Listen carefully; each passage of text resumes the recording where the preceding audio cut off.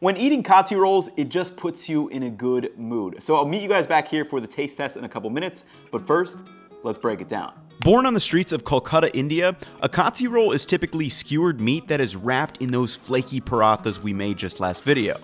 And typically there's going to be a protein, fresh or pickled vegetables, and a sauce of some kind.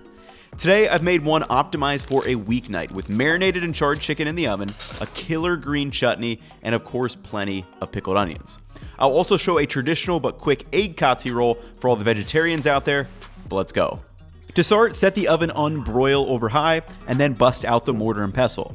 So to that, I'm going to add 4 cloves of garlic and a peeled knob of ginger along with a tiny sprinkle of salt before bashing that into a rough paste.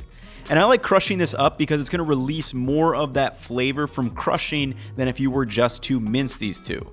Next, get out 6 boneless, skinless chicken thighs and chop them into pieces.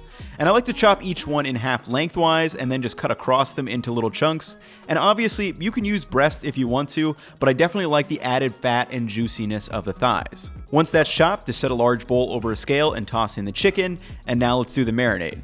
So to the chicken, add 10 grams of salt, 3 grams of MSG, the juice from 1/2 of a lime, 4 grams or a full spoonful of ground cumin, a spoonful of Kashmiri chili powder, about a half spoonful of turmeric, 15 cranks of black pepper, 50 grams of plain Greek yogurt, 10 grams of tomato paste, and finally that garlic and ginger paste. Now you're just going to mix that together with your hands until it is completely coated. And this marinade is great as a lower calorie alternative since there's no extra added fat, which we will be getting plenty of from the paratha roll itself. Once coated, just spread the chicken out onto the baking sheet. And note here, I want to see some space between every piece. This is going to allow the liquid to steam off and we'll get some charred bits around the edges, which is going to yield us that extra flavors. And if you do need to separate this into 2 trays, I would suggest it. Now slide this whole thing underneath the broiler to cook, and I like to let this go for about 8 to 10 minutes until we get some nice color and crispy edges. You should be able to see that natural fat from the thighs just sizzling up. Now, while that's cooking, we aren't going to rest around. You can wash the chicken bowl and the cutting board, and also we'll make our cilantro mint chutney. So to a blender, add in the juice from 1/2 of a lime, 1/2 of a Roma tomato cubed up, 5 grams of salt, 5 small green chilies, and these could be bird's eye, serranos, or jalapenos, a big handful of fresh cilantro, 15 fresh mint leaves, and 15 grams of unsweetened coconut flakes. We're also going to toss in some water and then just blend that together until it is completely smooth. Now, you may need to adjust the consistency with more cilantro like I did. And lastly, as always, you got to taste it and adjust the salt and citrus as needed.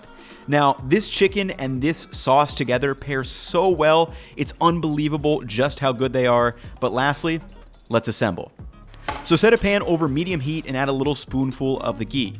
Now you're going to add your frozen or fresh paratha if you have them fresh and cook it until it's golden brown and crisp on the exterior.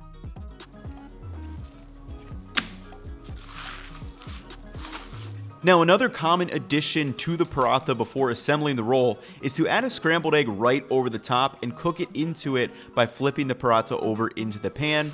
And I'll show you a classic street food with this that you can make in just a minute, but let's go back to the chicken Kathi roll. So I like this one without the egg, so add a couple of spoonfuls of the chutney on the bottom, then we're going to follow that with plenty of the marinated chicken. Of course, we've got the pickled onions, some thinly sliced cucumbers, and you can always add more chutney if you need it over the top. Then wrap this up quite tightly. And in the street food fashion, you want to get a little piece of parchment paper and wrap it around the bottom third to hold, so your hands don't get a little greasy and you can just tuck the excess into the bottom of the roll. Now, like I was saying, another classic preparation is that egg roll, which is quite simply just a bunch of pickled onions, some cucumbers, some chili sauce, and then oddly enough, tomato ketchup. Whatever you end up throwing in your Kathi rolls, they are going to end up delicious, but let's taste test these beauties. Let's go in.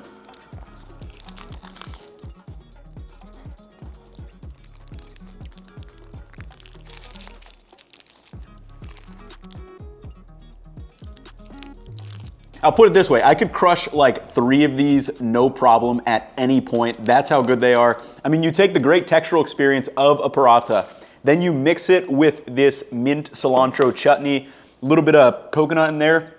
That pairs so nice with this chicken. You basically take 3 components that are already very good on their own, then you mix them together and they get amplified even more.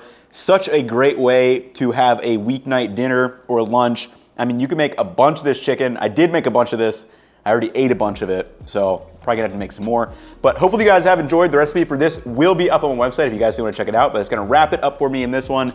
Go make yourself some Kathi rolls, whatever you want to throw in it. But I will see you all in the next one. Peace, y'all.